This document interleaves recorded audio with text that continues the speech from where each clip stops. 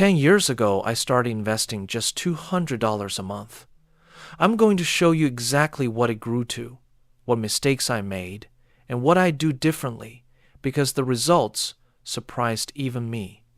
I was 24, earning an average salary, and had no investing knowledge. I opened a brokerage account, set up a $200 automatic monthly transfer, and bought a single S&P 500 index fund. No stock picking, no market timing.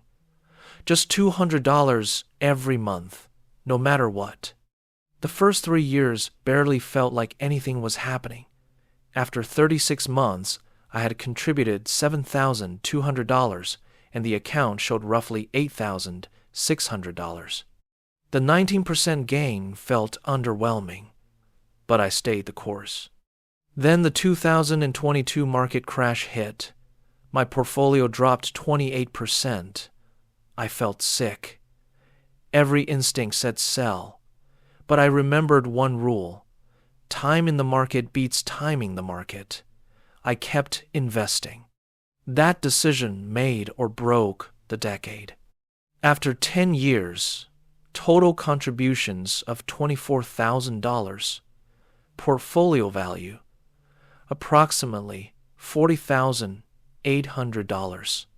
That's a $16,800 gain, a 70% return from doing absolutely nothing fancy, just consistency and compound growth. The last 3 years accounted for nearly half of all growth.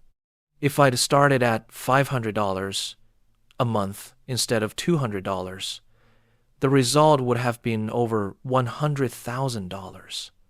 The variable that matters most isn't intelligence or timing. It's the monthly contribution amount and starting early. How much do you invest monthly right now? Comment it.